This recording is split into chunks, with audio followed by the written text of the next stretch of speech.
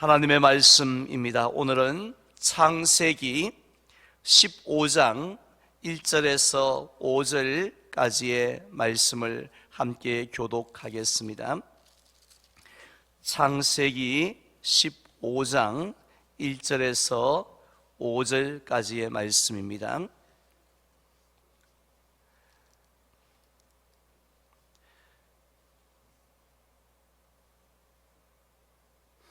다 얻으신 줄 알고 제가 먼저 1절을 봉독하겠습니다. 이후에 여호와의 말씀이 환상 중에 아브라함에게 임하여 이르시되 아브라함아 두려워하지 말라. 나는 내 방패요 너의 지극히 큰 상급이니라.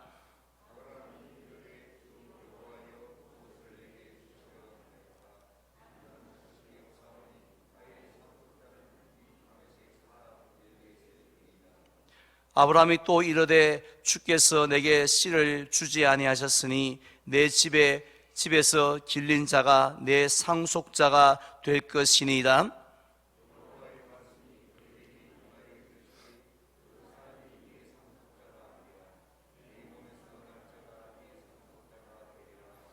다 같이 그를 이끌고 밖으로 나가 이르시되 하늘 우러러 무별을 셀 수 있나 보라.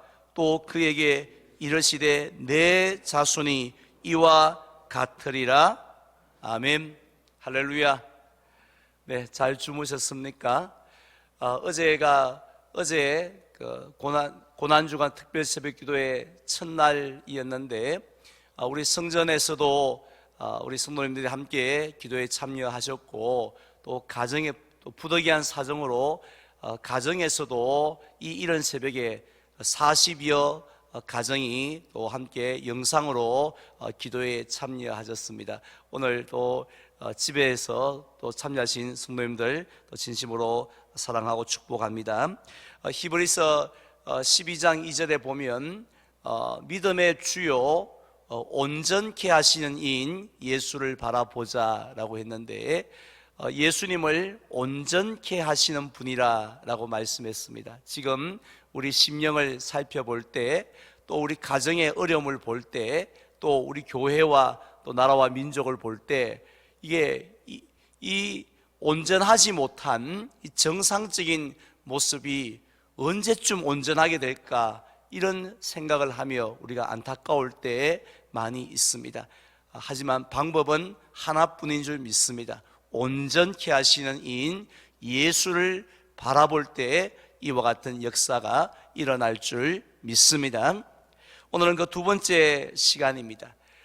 창세기 3장에 보면 에덴 동산에서 평화롭게 너무 행복하게 잘 살고 있는 이 아담과 하와에게 손님이 한 명 찾아옵니다. 물론 그 손님은 아담과 하와가 초청한 적이 없는 손님, 우리 이런 손님을 무슨 손님이라 그러죠? 불청객이라고 합니다. 그 불청객의 정체는 사탄이 보낸 의심이라는 이름을 가진 불청객이었습니다. 이 의심이라는 불청객이 아담과 하와를 찾아온 목적을 우리가 잘 알고 있습니다. 그것은 하나님으로부터 이 두 사람을 멀어지게, 그것도 아주 멀어지게 하는 데 있습니다. 하나님과 가까이 지내는 것이 아니라, 가까이 동행하며 교제하는 것이 아니라 서서히 하나님에 대해서 잊어가도록, 하나님의 은혜도 하나님의 능력도 하나님의 사랑도 그냥 점점 생각 속에서 말 속에서 이렇게 멀어지게 하는 것, 이것이 바로 사탄이 찾아온 목적이었습니다. 그렇다면 이 의심이라는 불청객은 이 목적을 이루기 위해서 어떻게 접근을 했습니까? 어떻게 행동했습니까? 3장 1절에 보니까 하나님이 참으로 너희에게 동산 모든 나무의 열매를 먹지 말라 하시더냐라고 질문을 하는 것을 보게 되어집니다. 지금 이 의심이란 불청객은 시퍼런 칼을 가지고 칼을 목에 갖다 대면서 하나님을 한 번만 더 섬기기만 해봐라. 한 번만 하나님을 더 가까이 하기만 해봐라. 한 번 더 하나님을 찬양하기만 해봐라. 내가 가만두나 봐라 하고 이렇게 위협한 것이 아니었습니다. 그가 한 것은 딱 한 가지, 단지 질문 하나를 던졌을 뿐이었습니다. 결국 그 질문 한 가지 앞에 아담과 하와는 하나님과 멀어져 버렸고, 그리고 결국에는 넘어진 것을 우리가 볼 수 있습니다. 그런데 오늘 우리에게 주신 본문 말씀에 보면 이 아담과 하와에게 찾아왔던 그 의심이라는 불청객은 아브라함에게도 찾아온 것을 볼 수가 있습니다. 오늘 본문 1절을 보시기 바랍니다. 이후에 여호와의 말씀이 환상 중에 아브라함에게 임하여 이르시되, 아브라함아, 뭐 하지 말라고 말씀합니까? 제일 먼저 하셨던 말씀이 환상 중에 찾아오셔서 아브라함아, 두려워하지 말라 라고 말씀을 하고 있습니다.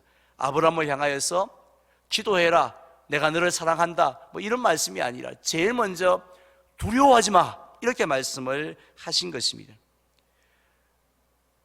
왜냐하면 아브라함은 지금 두 가지의 이유로 인해서 심하게 두려워하고 있고 흔들리고 있기 때문이었는데요. 첫 번째는 창세기 바로 앞에 나오는 창세기 14장에서 아브라함이 크게 전쟁에서 승리를 거두게 되었습니다. 그런데 이 아브라함의 마음속에 내가 이번에는 이겼지만 다음에는 저것들이 더 힘을 모아가지고 더 많은 군인들을 모아가지고 그렇게 쳐들어오면 내가 과연 감당할 수 있을까 하는 그와 같은 두려운 마음이 들었기 때문입니다. 그리고 두 번째 두려움은요, 아직도 그에게는 이 기업을 대를 이을 후사가 없었기 때문에 그랬습니다. 우리가 잘 알고 있는 것처럼 하나님께서는 아브라함을 갈대아 우르에서 부르실 때에 놀라운 약속을 하십니다. 그 중에 하나가 무엇입니까? 바로 자손에 대한 약속이었습니다. 내가 너로 큰 민족을 이루고 내게 복을 주어 내 이름을 창대하게 하리니 너는 복이 될지라고 약속했습니다. 그런데 이 아브라함과 사라의 나이가 점점점 많아졌음에도 불구하고 아들을 얻지 못한 것입니다. 자, 그래서 오늘 2절 말씀에 내가 너의 지극히 큰 상급이요 방패라고 하시는 하나님 앞에 대놓고 뭐라고 말을 합니까? 2절 하반절에 나는 자식이 없사오니 나의 상속자는 이 다메섹 사람 엘리에셀이라고, 하나님이 내게 씨를 주지 아니하셨으니까 내 집에서 길린 종이 내 상속자가 될 수밖에 없다라고 그렇게 말을 합니다. 결국 이 아브라함에게 찾아온 이 의심이라는 불청객은 아담과 하와에게도 그랬던 것처럼 아무것도 하지 않고 그냥 질문 하나를 던졌을 뿐이었습니다. 과연 내가 믿음의 조상이라고 하긴 하는데 복의 근원이 될 거라고 말씀을 하셨는데 진짜 과연 내가 하나님에게 자녀의 축복을 받을 자격이 있을까? 아니, 하나님에게 진짜 그런 능력이 있을까? 하나님이 진짜 약속을 잘 지키시는 그런 신실한 분이실까? 하는 지금까지 한 번도 해보지 못했던 그런 질문을 던지게 한다는 것입니다. 그 질문을 던지는 순간 그에게 의심이 자라기 시작을 하고요, 의심이 자라기 시작하면서 하나님과 점점 멀어지기 시작합니다. 하나님을 향하여 욕하고 하나님을 거부한 것은 아니지만 자기도 모르는 사이에 하나님이 조금씩 멀어지면서 하나님이 이렇게 크게 보이는 것이 아니라 점점 작아지게 보이고 사라질 정도까지 되었다는 것입니다.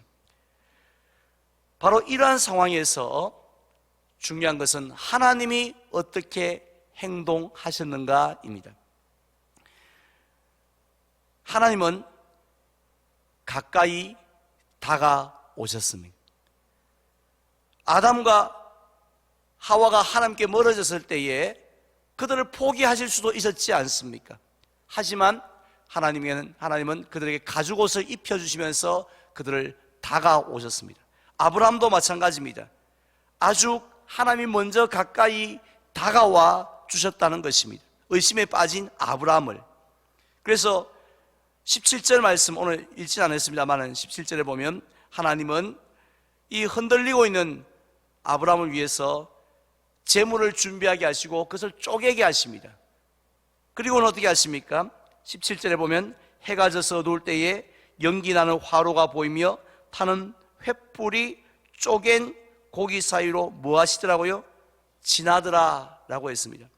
우리에게는 이게 뭐야? 하고 생소한 모습일 수 있습니다만은 그 아브라함이 살았던 고대 근대 지방에서는, 근동 지방에서는요, 재물을 쪼개고 그 사이로 지나간다는 것은 무엇을 의미하냐면 내가 약속을 어기게 되어진다라면 나도 이렇게 되어진다라는 의미를 가지고 있습니다. 즉 나는 죽어도 이 약속을 반드시 지키겠다, 그런 의미가 있다라는 것입니다. 따라서 하나님께서 그 쪼갠 재물 사이로 직접 지나가시면서 가신 것은 아브라함아, 내가 너와 맺었던 그 약속을 봐라, 내가 무슨 일이 있더라도 내가 지키마 하고 그렇게 아브라함의 마음을 붙잡아 주신 것입니다. 그러자 아브라함의 손을 붙잡고 이끌어가던 그 의심이라는 불청객이 갑자기 하나님의 그 약속 앞에 아침 안개처럼 사라져 버리고 만 것입니다. 물론 그 이후에 아브라함은 또 믿음이 약해져서 하갈을 통해서 이스마엘을 얻었지만 그러나 하나님은 변하지 않았습니다. 하나님은 끝까지 그 약속을 지키고 백세의 이삭을 얻게 하셨지 않습니까? 그런데요, 중요한 것은 이 하와에게 또 아브라함에게 찾아왔던 그 의심의 불청객은 오늘 특별 새벽 기도에 참여한 저와 여러분들에게도 찾아오고 있습니다. 그래서 동일하게 우리에게 질문을 던집니다.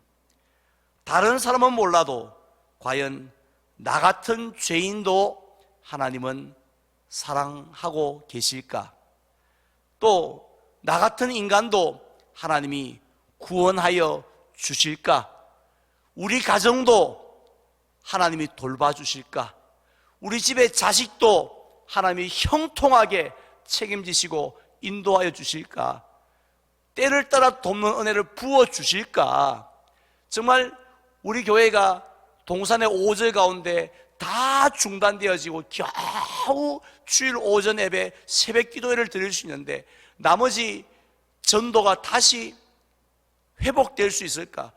그 귀한 교제가, 훈련이, 봉사가 다시 회복되어질 수 있을까? 이러한 의심의 질문을 우리에게 사탄은 던집니다. 이런 질문을 우리가 할 때에 우리들은 하나님과 멀어지게 되어집니다. 이때에 하나님은 무엇을 하십니까? 하나님은 우리를 포기하실 수도 있지만 포기하지 아니하시고 가까이 다가오십니다. 무엇으로 다가오신지 아십니까? 십자가로 다가오신 줄 믿습니다. 십자가는 언약입니다. 내가 너를 결코 버리지 않겠다라는, 내가 반드시 너를 구원하겠다라는, 끝까지 너를 사랑하시겠다는 하나님의 약속이요 증거인 줄 믿으시기를 바랍니다. 따라서 예수님을 그 십자가에 못 박은 것은 우리는 흔히 로마 군인들의 거친 손이 예수님을 십자가에 못 박았다고 생각하지만 영적으로 본다면 실제로는 하나님의 손이 예수님을 십자가에 못 박은 것이죠. 누구를 위해서요? 의심 가운데 하나님으로부터 멀어지고 있는 우리를 위해서 예수님을 십자가에 못 박으신 겁니다. 그래서 로마서 5장 8절에 보면 우리가 아직 죄인 되었을 때에 그리스도께서 우리를 위하여 죽으심으로 하나님께서 우리에 대한 자기의 사랑을 확증하셨느니라 말씀했습니다. 이제 저는 말씀을 맺으려고 합니다. 우리에게도 의심의 불청객이 찾아옵니다. 그로 인해서 하나님으로부터 멀어집니다. 그러나 하나님은 이런 우리를 포기하지 아니하시고 십자가로 가까이 다가오셨습니다. 그래서 십자가를 아브라함이 그 횃불을 바라보면서 의심의 불청객을 이겼던 것처럼 우리도 우리 속에 있는 모든 의심을 이기기를 원하십니다. 즉 의심의 불청객이 찾아왔을 때 그를 이끌고 골고다로 나아가기를 원하십니다. 의심이 찾아올 때마다 십자가 밑으로 나아가기를, 데리고 가기를 원하십니다. 그 주님을 바라보기를 원하십니다. 그 순간 의심의 불청객은 사라질 줄 믿습니다. 수가성 여인이 누렸던 그 생수의 기쁨으로 충만하게 하여 주실 줄 믿습니다. 그런 저와 여러분들 되시기를 주님의 이름으로 축원을 드립니다. 기도하겠습니다.